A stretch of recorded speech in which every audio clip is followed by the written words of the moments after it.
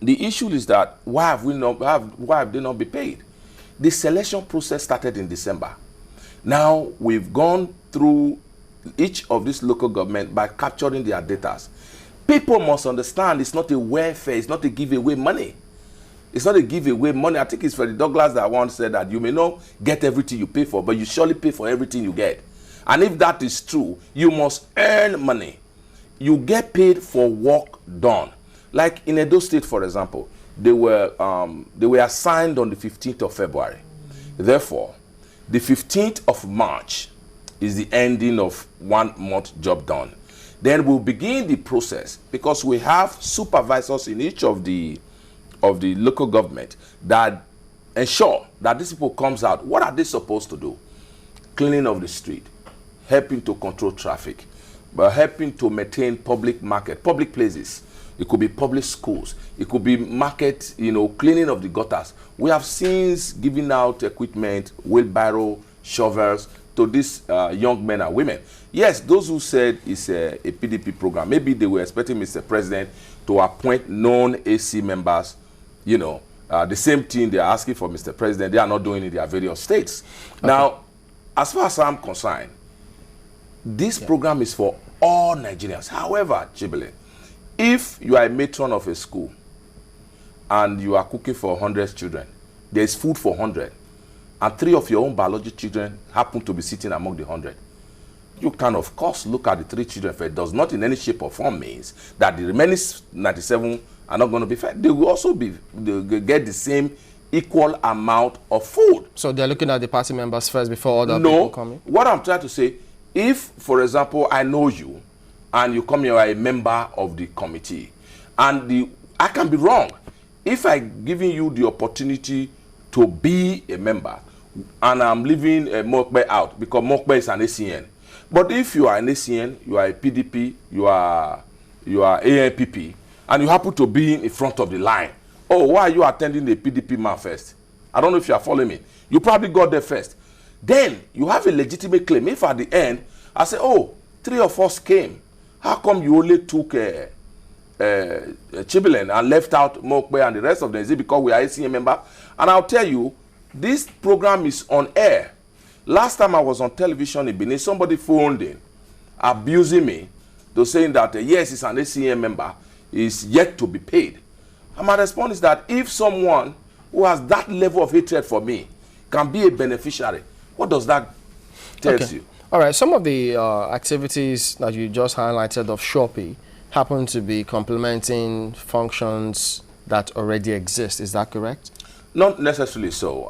Mind you, I spoke about public works, infrastructure, vocational skill, graduate intensive program, and child health care maternity. I said we are only responsible for the youth, community, youth and women empowerment aspect of it. 1 out of the 6.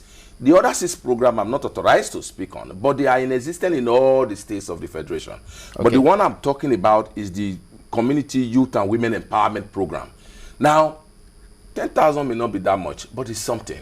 All right. Is Shopee embarking on any project that is not already assigned as a responsibility either to the MDAs or in the local government areas? Any fresh project from Shopee? It's not. But again, I'm bringing you to the one I'm concerned about. So the question for the other ones should be reserved for the committee in Abuja. But the one we are responsible for, yes, is not. Now, this is a special program. We engage these young men and women in their communities. You must be between the ages of 18 and 35 for men and 18 and 50 for women. Why? For the obvious reason. Now, we engage them in their community. They are not expected. For example, you can't be a beneficiary living in Ikeja and you are going to Apapa to work. This money is not meant for transportation. It's meant to, it's an interventional measure. So you can be a member. Once you are selected and you are a beneficiary in a particular area, we look for assignment for you in that area. So you don't have to spend money. You don't have to spend money. Will they ever be disengaged? Yes. Now, I said it's going to be 5,000 people every year. At the end of the year, we are expected to bring in 5,000. It's a new program. As we speak, we are already working on the exit program You know, it's one thing to employ people. At the end of the day, he or she may have already made 120,000. Get it used to going to work in the morning, and at the end of the month, get it 10,000. At the end of the year, you say, bye-bye. Have a nice day. I'm bringing in another group. So we are working on exit program so that as they leave, they are given some incentive to start something on their own. In the process, they becomes an employer of labor in their own small way. You know, in an era where we have ghosts all over the place, ghost workers, ghost, how do you make sure you don't have ghost beneficiaries coming to it so this that is what we do. don't mismanage the funds? We now have supervisor in each ward. I'm not talking about local government now. We have local government supervisors. We also have supervisors that supervises every group. Like we have, among 25 of them, we have a supervisor. And each of those supervisors get 12,000 naira for their extra work. Now, the National Directorate of Employment, they collect this data and we look at them. If you 12,000 naira for the extra work or 2,000 naira? 2,000 naira for the extra work, okay. giving them 10,000 naira. Now, these supervisors, among 25 of them, you must have a supervisor. They call in these people on a daily basis and they are so given an assignment. And at the end of that assignment, they are marked present or absent. If you are absent in the course of about 30 days, you are absent more than 4 or 5 times, you are kicked off the program. You know, so we make sure that you go to work. Like I've said before, this program, the misunderstanding there that people thought, oh, after registration, they get the good luck alert. No, you have to work. You get paid for job done. A lady called me last week and said, oh God, this alert, I never hear good luck. Oh no, my phone make money never enter.